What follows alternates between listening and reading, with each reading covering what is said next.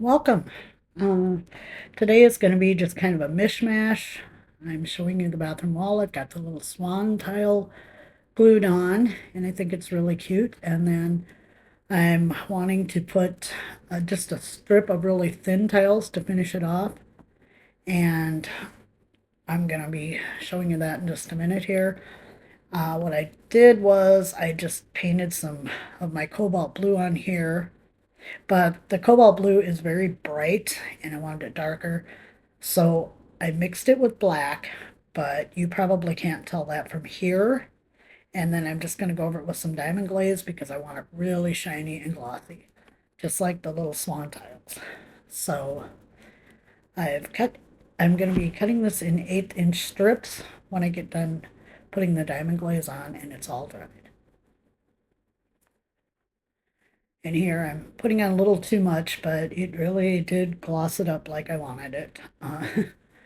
Guess you don't need this much, but it is, it happens. So I'm just going to take a brush and just spread that out on there. And when I put the diamond glaze on, as you can see on here, it gets darker. And that's what I was looking for. So that all worked out really good. I'm trying to keep it all going one direction in case there's brush marks. But the strips end up so slow, you won't see them anyway.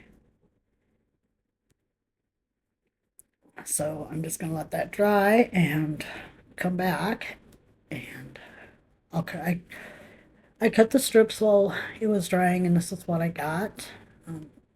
Nice, dark, just like I wanted it. And I was going to take and try to make little indents in it so it looked like those little tiles they finished the walls off with.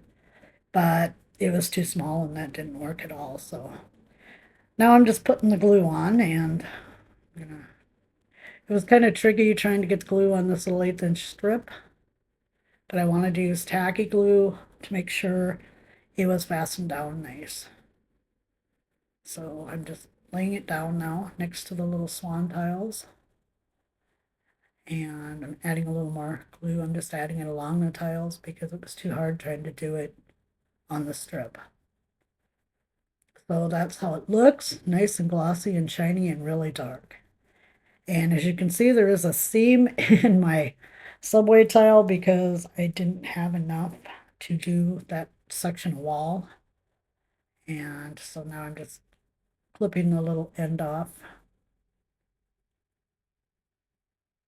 And off camera, I did it on the other walls as well. So I know it's blurry because I forgot I had it zoomed in, but that's how it's going to look. And it's looking really cool. So today's video is just going to kind of be a mishmash of different things I've gotten completed or I'm working on for this. So now this is the wall that's going to be facing the hallway, the other side of the bathroom wall. And I really wanted an olive green, but I didn't have one. And this is English ivy green, which I thought would be okay, but in the end I realized it's too dark. But that doesn't stop me. I'm like, oh, this will be fine. But honestly, when I got the whole wall done, it's a lot darker than it shows up on camera here. I'm sure a lot of you have that paint and know what I'm saying. So I'm just speeding this up because, you've seen me paint, and for some reason I thought it was, a cool idea to paint the whole wall on camera, and really it wasn't.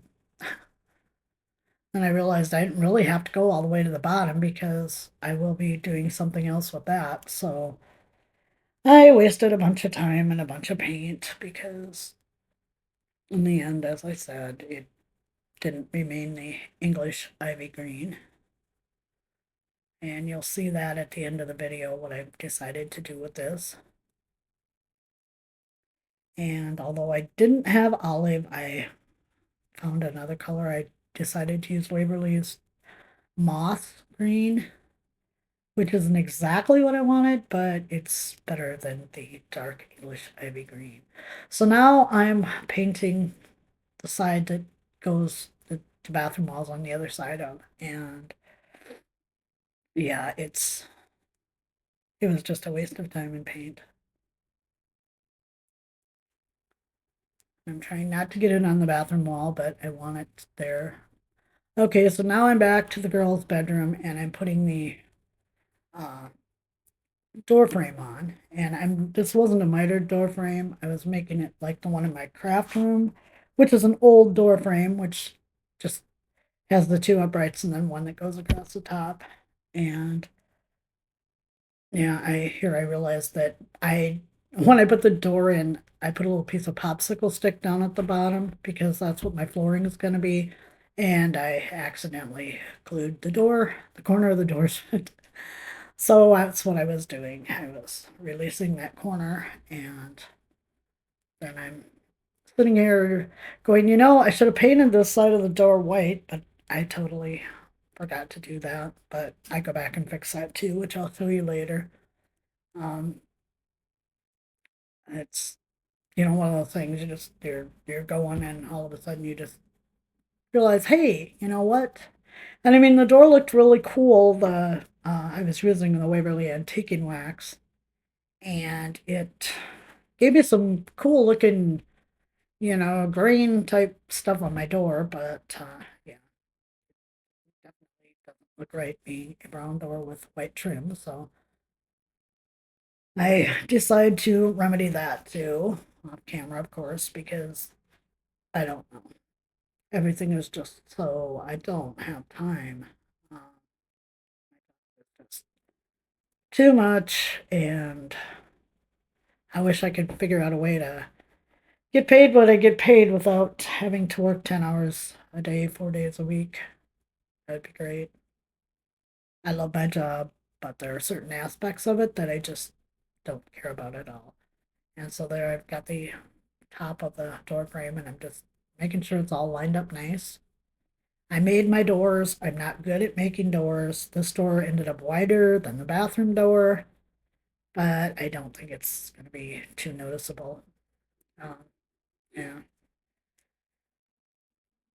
So I'm just kind of holding it in place just to make sure it sticks down good and that it sticks right where I want it, because I did make my doors. There are a few gaps. I'm going to live with it.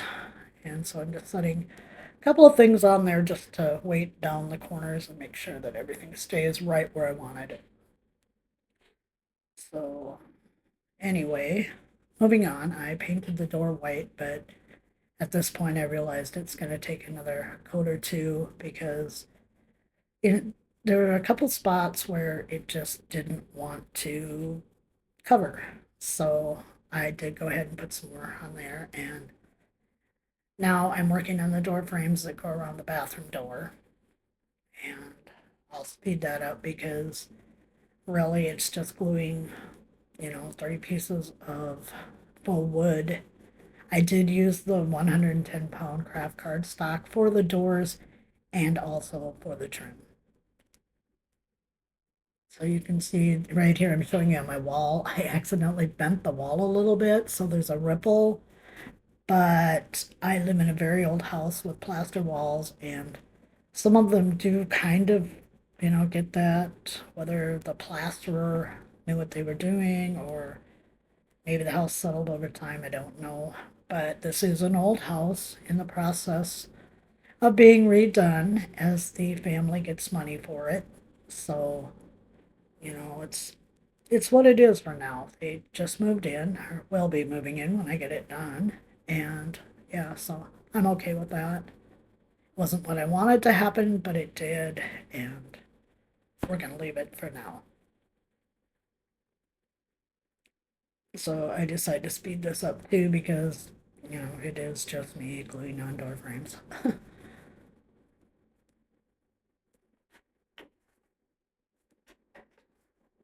If you hear anything, Mr. Mew, my project manager is here, and he wants attention right now, and I'm trying to do this, so when I get the voiceover done and get the video exporting, I will give him some loves. So this is what I decided to do for the bottom of the hallway walls. I'm going to make some wainscoting, and I decided that I'm going to use a craft cardstock as a base. Give me something to glue to. And then I'm going to be using these coffee stir sticks that I got off Amazon. These things are really small, really thin, and a lot of them are bent or warped. I realize cutting wood that thin is, a hard thing. But I picked out what was the straightest or the ones that had the curved ends. I'm using the straight edge of those so that they don't go to waste. So, yeah, I don't know what I was doing here. I really don't. But anyway, I eventually get around to gluing it down. I think I was trying to see which end of the stick would work better. And then I'm saying right there that I'm going to be putting a piece of wood across the top to finish it off. So these will just be getting glued down. And there's at some point around here that my battery died on my camera, so you won't see the whole thing. But like I said, in the end, I do come back and show you what I am doing.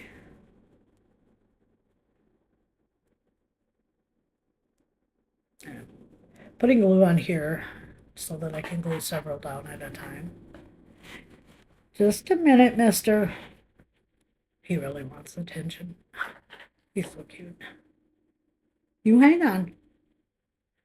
So I'm just gluing it down, trying to get everything straight. And this is how it's gonna look. I've got the mop board or skirting board, whatever you call it, on the bottom, and then I'm gonna have a strip that's gonna go across here to finish it off. Nothing is glued down on here at this point, but I just wanted to show you.